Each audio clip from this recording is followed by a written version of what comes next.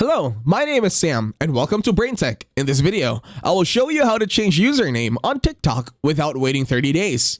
To start, open your TikTok application in your mobile device.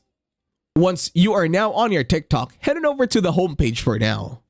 Once on the homepage, head on over to your profile by clicking on it on the bottom right.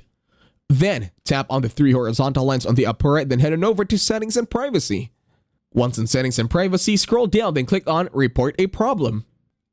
In here, you will see a wide array of problems that you could report on. First, tap on Account and Profile, then head over to Editing Profile and enable to change your username.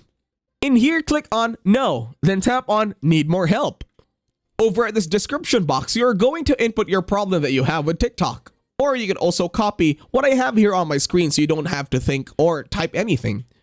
Once satisfied with your input and writing, click on Submit on the bottom part of the corner.